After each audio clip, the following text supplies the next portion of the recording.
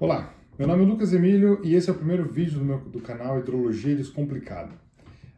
Eu fiquei pensando sobre muitos temas que eu poderia começar esse vídeo e andando pelos corredores da universidade eu me dei conta desse quadro e eu achei, por que não começar pelo começo, pelo mais básico, que é explicando um pouco sobre o ciclo hidrológico. Eu vou explicar um pouco sobre o ciclo hidrológico e os processos envolvidos de maneira relativamente simplificada.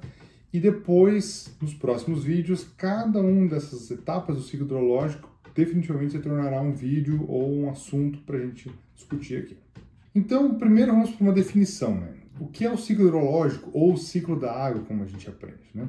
O ciclo hidrológico nada mais é do que o entendimento dos fluxos e da maneira como a água circula pela atmosfera, pelo solo, né, pelos outros compartimentos ambientais e como ela se transforma nas suas três fases, líquida, sólida e gasosa. Então eu estou trazendo para vocês essa imagem bastante atualizada, um dos esquemas de ciclo hidrológico mais recentes produzidos pela USGS, inclusive em português, e eu gostaria de explicar para vocês de maneira simplificada os fluxos que acontecem nesse processo. Então, inicialmente, o que a gente observa são todas essas setas que eu desenhei para vocês, onde as setas roxas indicam a circulação da água, as setas laranjas indicam a precipitação, ou seja, como a água chega até o solo ou outras superfícies líquidas, as setas verdes, como a água volta para a atmosfera, e as setas azuis, como a água circula sobre a superfície ou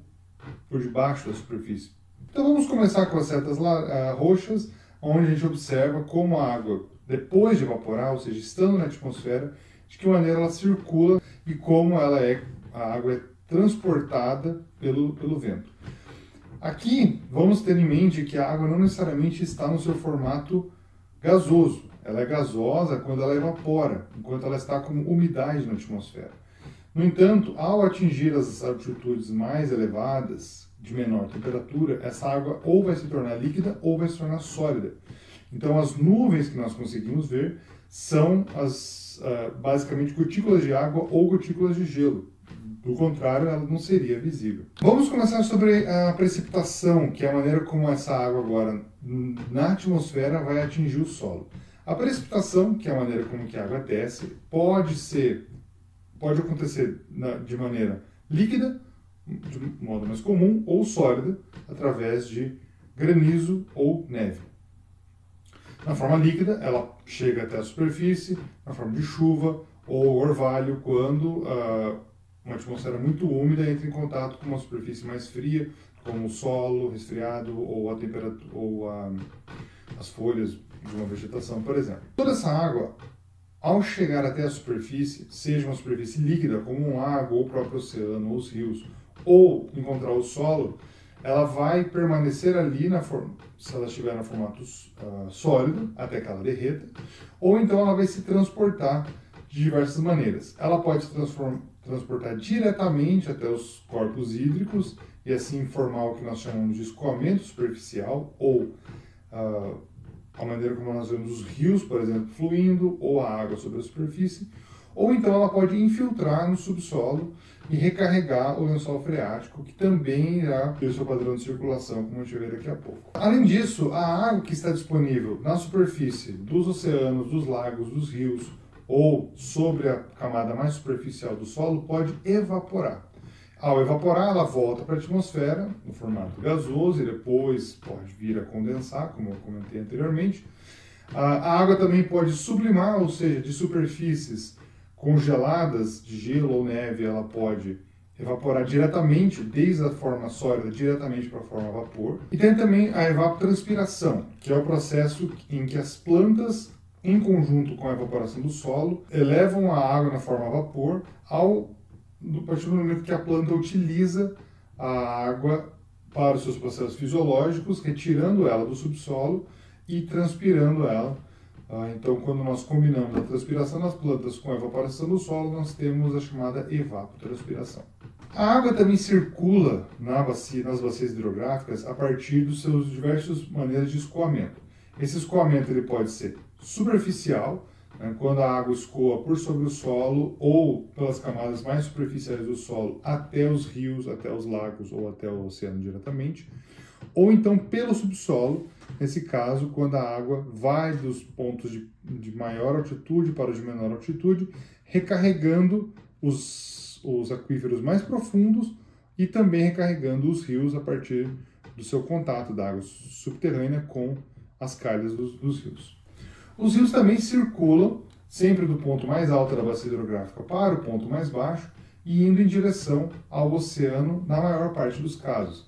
Mas alguns rios também escoam para lagos ou para escoamentos, como nós chamamos de bacias fechadas, quando o rio não necessariamente vai escoar para o oceano.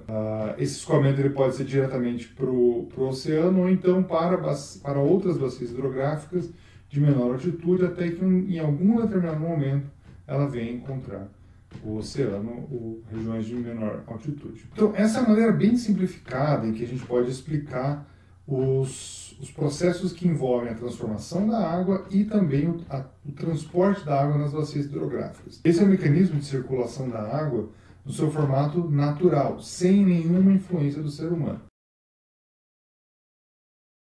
Agora, na sequência, eu vou explicar como o ser humano também influencia esses processos e pode alterar eles, já que nós utilizamos a água para nossos mais diversos usos, seja para consumo, seja para geração de energia, seja para processos industriais. E tudo isso vai alterar a forma como a água vai circular e como ela pode mudar o seu comportamento natural de acordo com as utilizações que o ser humano faz. O ser humano, quando influencia o ciclo da água, ele influencia os seus fluxos, que é basicamente a maneira como a água chega até um determinado local ou deixa de chegar, a quantidade em que essa água vai ou não estar disponível em determinados locais e também a qualidade da água. Seguindo a mesma figura, eu vou demarcar alguns pontos em que o ser humano pode ter algum tipo de influência ou alteração do ciclo hidrológico. Por exemplo, nesse caso, nós temos a formação dos reservatórios para geração de energia elétrica ou para o uso para abastecimento público.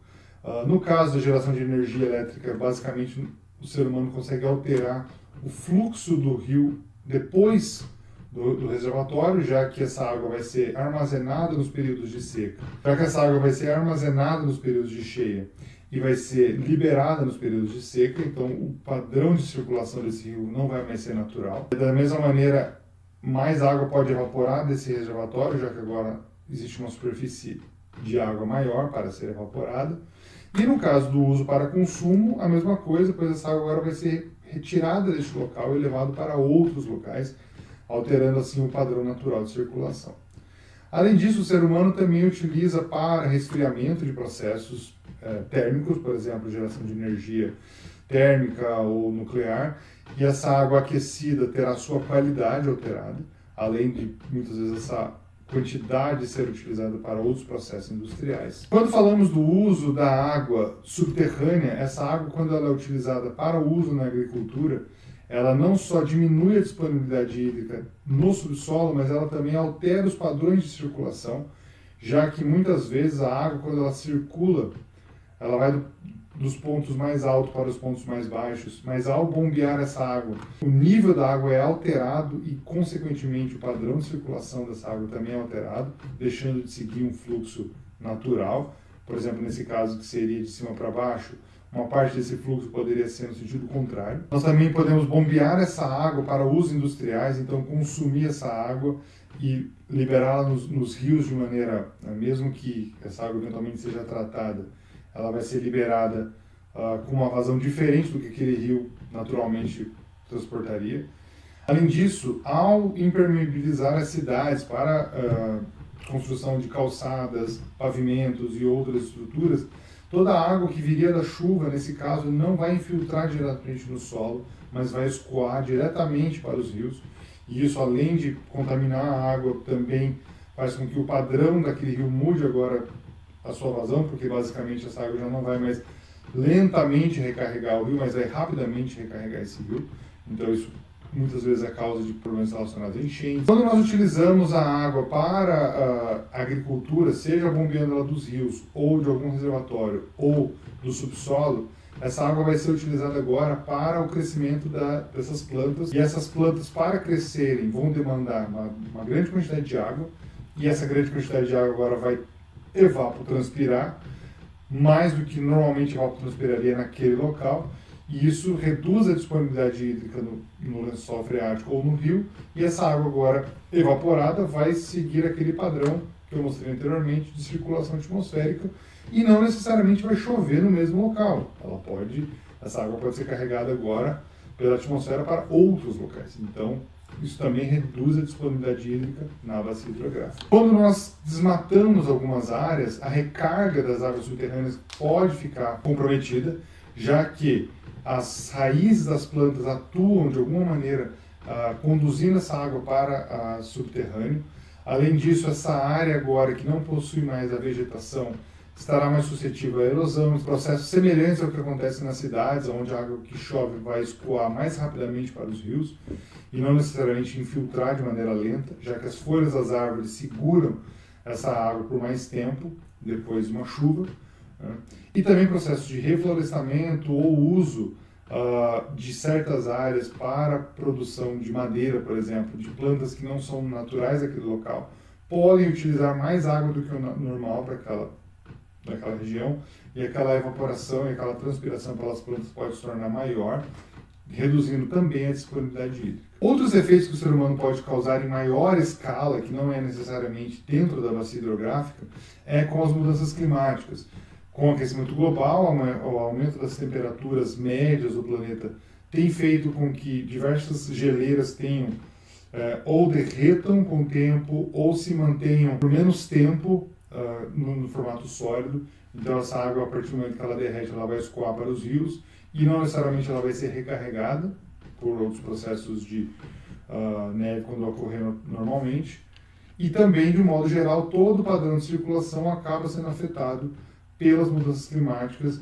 Então, regiões que podem receber mais chuva podem não receber tanta chuva, e então regiões que recebiam mais chuva podem receber menos agora, ou o contrário. Isso vai depender muitas vezes de diversos fatores que não são necessariamente previsíveis, mas cujos efeitos já estão sendo sentidos, como eu comentei no outro vídeo no canal do Instagram, que comenta sobre a vazão decamilenar. Sugiro que vocês cliquem no link e deem uma olhada. Então, todos esses processos são também afetados pelo ser humano, não necessariamente dentro da bacia hidrográfica, mas de maneira global. Então, era isso que eu queria trazer hoje. Esse é um primeiro vídeo introdutório, onde eu quero levantar curiosidades sobre diversos processos e que eu pretendo falar sobre a maioria deles em outros vídeos. Deixe comentários sobre possíveis assuntos que interessam, ou questões sobre os pontos que eu abordei aqui. E também, na sequência, eu irei deixar alguns vídeos escrevendo um pouco sobre o canal, sobre o objetivo dos vídeos que eu quero produzir aqui. E também um outro vídeo sobre eu mesmo, contando um pouco da minha jornada até aqui. Então, agradeço a todos que assistiram até aqui. Espero que seja um material produtivo, rico e que tenha para todo mundo uma informação acessível sobre os conceitos de hidrologia, que eu acho que são muito importantes e estão muito presentes na nossa vida. É isso, muito obrigado.